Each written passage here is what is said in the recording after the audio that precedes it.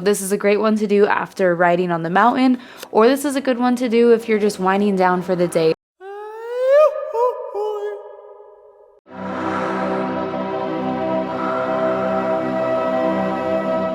Find a child's pose position facing the front of the mat, which most of you know, but big toes touching, tops of the feet on the floor.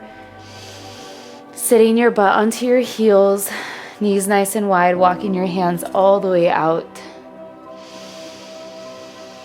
And breathe and take a second here. I know with these smaller classes we don't do a ton of meditation or breath work, but take this time to connect with your breath. In and out through your nose.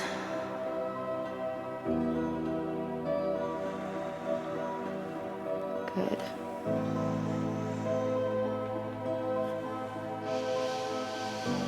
Let's take one more, and when you do this one, really allow your rib cage to expand with the inhale. And contract all the way with the exhale. Beautiful. From here, let's test out our hips first. Go ahead swaying your hips from side to side in this child's pose position. Just a little to the left, a little to the right. If you get a hip pop, it's your lucky day. Just noticing, not placing any kind of judgment of good or bad, but just noticing how the hips are feeling, because we're going to come back to this and see if they feel any different. Good. When you're ready, go ahead, find center. And then all together, slowly come up into a tabletop position onto your hands and knees. But from here, keep your knees wide. Normally we try to adjust our stance. Keep your knees wide. We're going to do some hip circles with the wide knees. It might feel a little bit more intense, so move with intention. So let's take our hips to the right as far as you can, and then as far forward as you can. Take your hips to the left, and then back towards your heels. Good. Keep going in that same rotation. Notice how with the wide hips, it gives you a little bit more on your inner thighs, your adductors.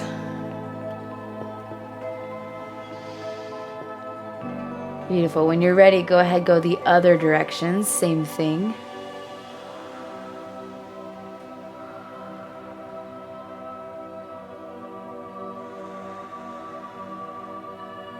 Beautiful. One more full circle. And whenever you're ready, find that stillness at the top, bringing your knees closer together into a true tabletop position. Beautiful. From here, tuck your toes under, send your hips up to the ceiling, going into our first downward facing dog. And as always, in a downward dog, take a second to adjust here. So you can press one heel down to the ground, then the other, stretching out your calves, your hamstrings. Breathing in and out through your nose, trying to get your belly button to your thighs. Beautiful. And from here, go ahead, shift your weight forward into a high plank. Inhale, and then on the exhale, shift back into a downward facing dog. Just a little bit of core work. This time, let's do it one more time. Inhale, shift forward into that high plank. And exhale back, downward facing dog. Okay, now this time, right foot comes up to the ceiling, but bend your right knee, open up your right hip towards the ceiling. Yes. And if you'd like, you can add in some knee circles here to really open up your hips. You can make them big or small, one direction then the other. Okay, now when we do this next bit, I want you to imagine you're coming forward into that high plank. Draw your knee to your nose. So shift your weight forward, high plank, knee to nose, knee to nose, knee to nose. Place that right foot in between your hands with control. Yes, so you're using a lot of hip flexors there. And if you need to, you can physically move your foot with your hand. But one day, getting your foot between your hands with pure strength, going as slow as possible. From here, shifting your weight forward and back. First time opening up the left hip flexor, this intense. So do whatever you need to adjust here. And breathe. Good. And when you're ready, walk both hands on the inside of that right knee, coming into a lizard pose. But from here, go ahead, drop the back knee down to the ground. Place the right hand on the right knee. We're gonna do some circles. So we're gonna imagine we're drawing the biggest circles with the knee, but naturally your hip is going to move with the knee. So using your hand, draw circles in one direction. Let your hips really get into it. Remember, yoga is the best place to be dramatic. So be dramatic with your movements. Whenever you're ready, go ahead, go the other direction, same thing.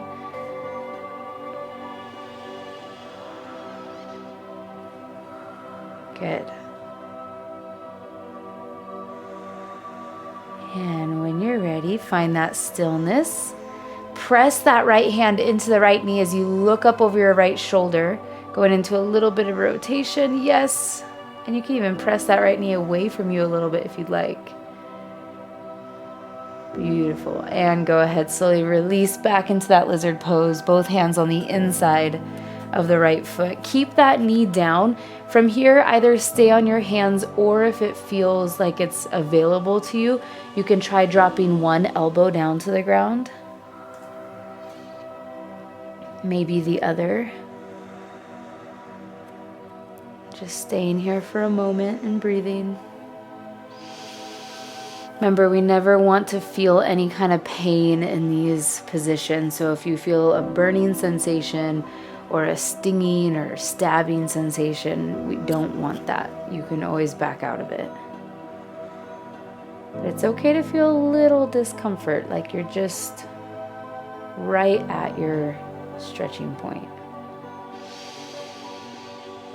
Good. When you're ready, go ahead, replace your elbow with your hands, coming back onto both hands. Tuck the toes of the back foot, lift up the back knee. When you're ready, inhale, proud chest. Exhale, press back, downward facing dog. Good. And notice what your hips feel like, how they feel maybe different from one another right now. Beautiful. We're gonna do a little bit of core activation again. So inhale, shift forward into that high plank. Exhale, press back, downward facing dog. Do that one more time. Inhale, shift forward, high plank. Exhale, back, downward dog. This time, inhale, take your left foot up to the ceiling, bend the left knee, open up the left hip. And if you did circles on the other side, maybe do circles on this side in one direction, then the other. Good. When you're ready, inhale, shoot that leg up to the ceiling. And then exhale, as you come forward into that high plank, knee to nose, knee to nose, knee to nose. Place that foot in between your hands with control. Yes. Hip flexors, core. Staying here for a second. Again, shifting your weight forward and back, side to side, whatever you need to open up the right hip flexor this time.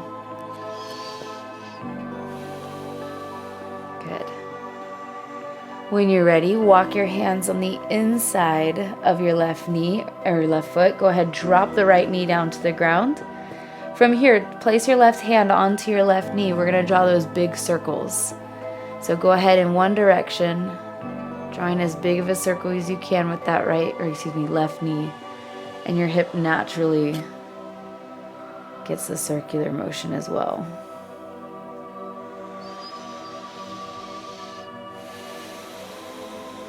Beautiful. When you're ready, go ahead, switch directions, same thing.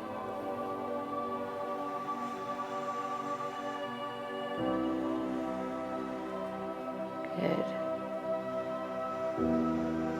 And when you're ready, find that stillness. Keep your left hand where it is, but press your left hand into the knee as you look up over your left shoulder towards the ceiling. And you can even press that left knee away from you, just like you did on the other side, if it feels good. And go ahead, release both hands on the inside of the left foot. Same thing, either stay on your hands or drop down to one elbow. Maybe both elbows. Notice how this side might be different or maybe the same as the other side. Usually one side has a little bit more access than the other. Very seldomly do we do static holds in Snoga because I like to move you guys a little bit more actively, but this one really triggers that hip flexor, which, as we know, on the mountain, especially after a long day of riding, can be really intense. So letting it open up here.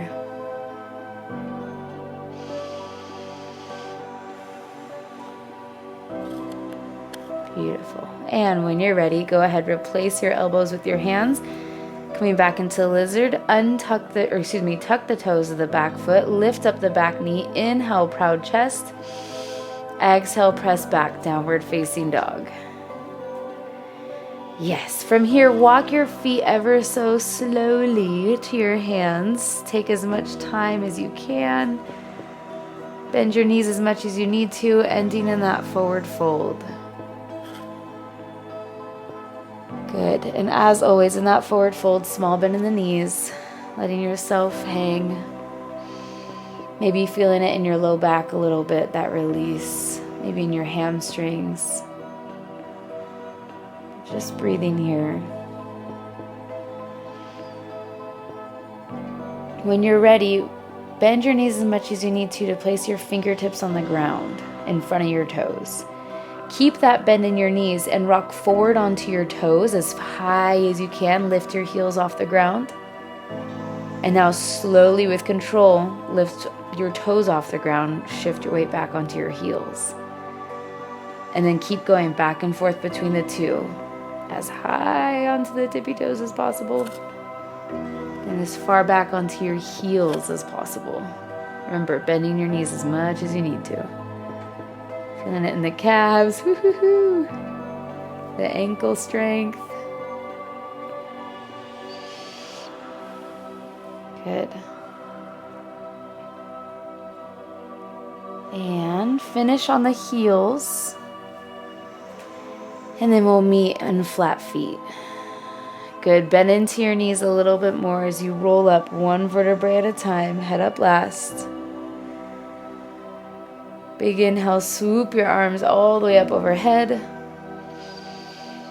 Exhale, spread your fingers all the way down. Yes. Okay, adding in just a little bit more active movements. While we're standing here, we're going to do, I believe they call them hip hurdles. So we're going to bring the right knee up, and then we're going to go as slow and as controlled as possible. Yeah, thanks, Mark. Go as controlled and as slow as possible. So we're going to take that right knee out to the side as far as we can. And then bring that toe down to the ground just to tap. Good. And then bring it back up the same way. Slow, bring that knee back forward. And then bring your foot down to touch the ground. Do 2 more on that side, but really go slow here. The slower you go, the better. And it's kind of a balanced drill at the same time. Boom. All the way back up. Notice how when Mark does this, when he brings his knee back, it's like his knee is pointing to the ground before he brings the toe to touch the ground. It's perfect. And go ahead, next time your foot is down on the ground in front of you, go ahead, keep it there, and then switch sides. Same thing, left knee up, big circle like there's a pencil at the end of your knee, as slow and as controlled as possible. And then tapping that foot on the ground behind you, knee points towards the ground, bringing it up the same way, balance, control.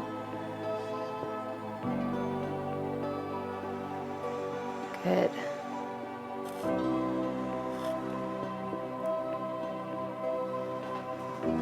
And one more full circle.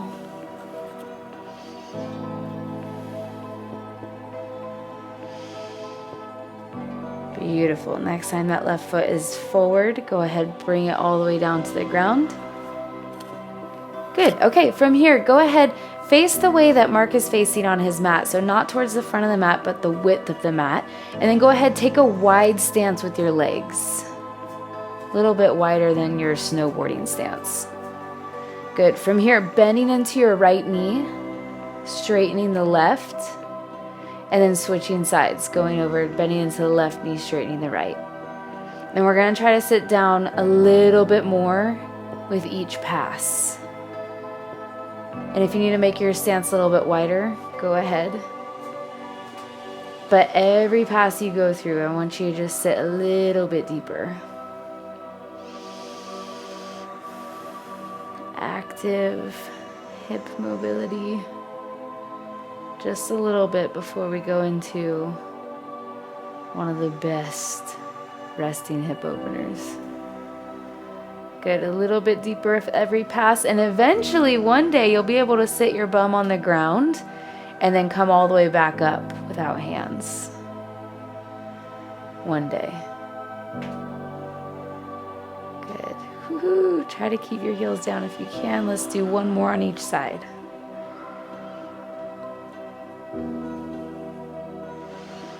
Good. Next time you're standing nice and tall, go ahead, release. And then we're going to windmill our hands over that right foot. Go ahead, come into a lunge facing the front of the mat. Hands down to the ground. Go ahead, drop the back knee down to the ground. Hands are on the ground as well, Mark. Good. From here, we're going to go into a pigeon pose. So now our hips are warmed up in a more active way. We're going to rest into it a little bit. So go ahead, heel toe that right foot across the mat. Excuse me, right foot. Yep, there we go.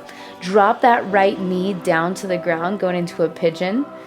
From here, you can change the angle of the front foot, maybe closer to your sit bones, makes it a little bit easier. Further up towards your wrist, makes it a little bit more difficult. And then you can tuck the toes of the back foot and drag your back knee further away from you to sit deeper, if that's what works for you. But adjust as much as you need to here. You can do as Mark's doing and going down onto the forearms.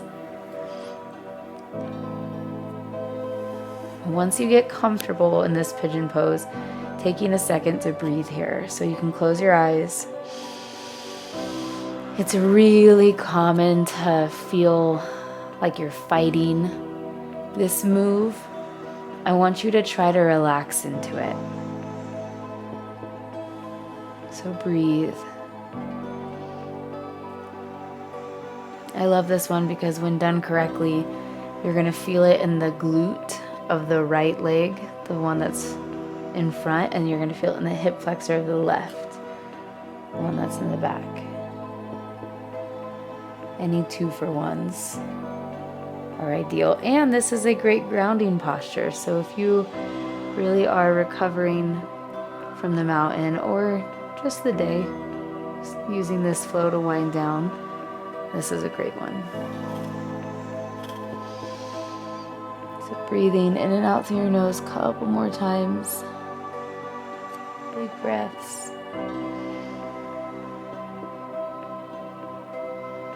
Good.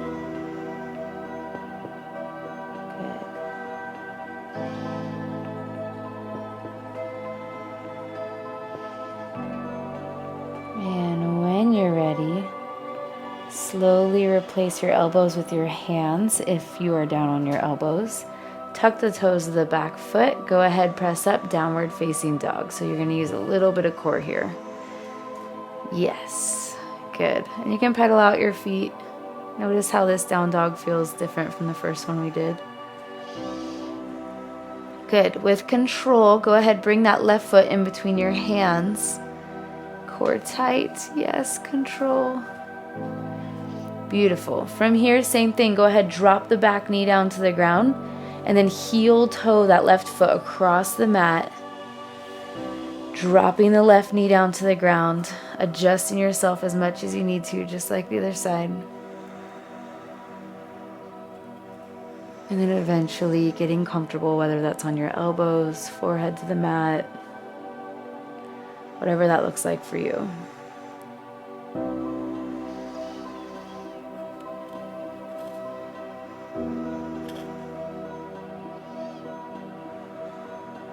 Good, feeling it in that left glute, the right hip flexor. Focus on your breathing. Not making it be anything other than what it is, but just noticing if it's effortless. Noticing if you're clenching your jaw. Just breathe.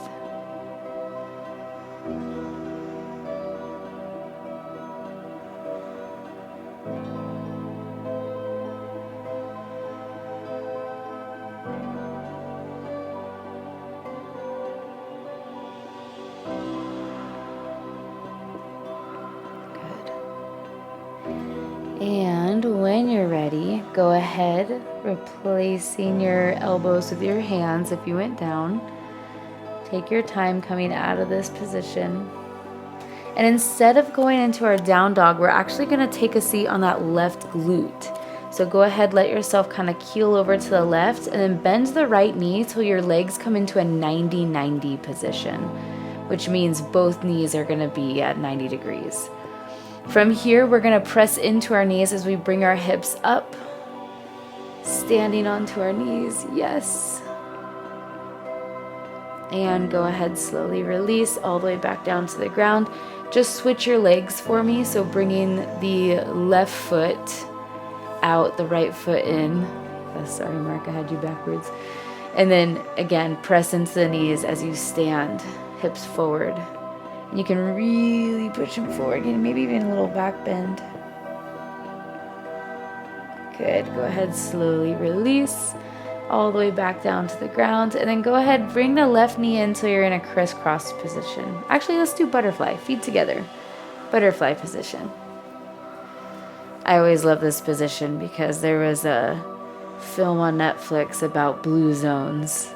And this guy in Okinawa, right?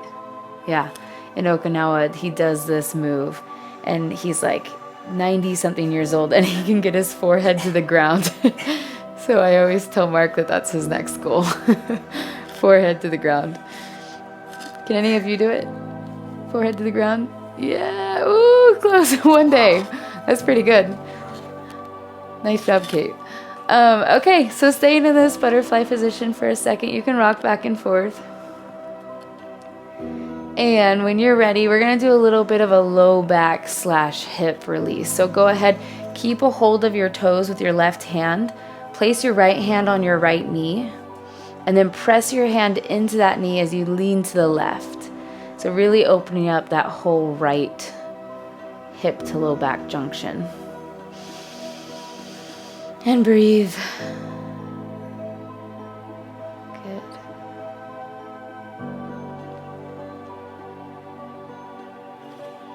When you're ready, go ahead, slowly release. Same thing on the other side.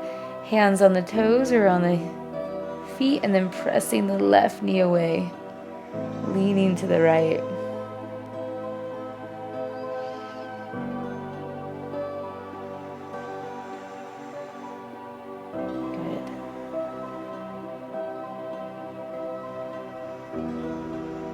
And go ahead, slowly release back into that center. Fold forward just one more time. So inhale, proud chest, staying high on your sit bones, and then fold forward over. Yes. Good. And go ahead, release back to center. We're going to crisscross our feet here, and then we're going to use a little bit of momentum. So use some momentum, come up onto your hands and knees into that tabletop position, and then face towards the front of the mat. We're going to go back into that child's pose and see if it feels any different. So big toes touching, tops of the feet on the floor, forehead on the ground, knees nice and wide, arms out in front of us. And then again, shifting your hips from side to side, kind of like we did in the beginning, and noticing if it feels different.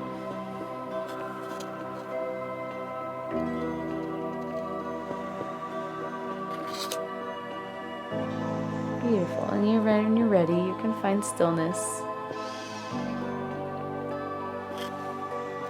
Good. And when you're ready, walk your hands all the way up until you come seated on your heels. You can bring your knees together if it feels good to you, but you can take a moment to stay seated here, and that's where we're gonna end the practice tonight.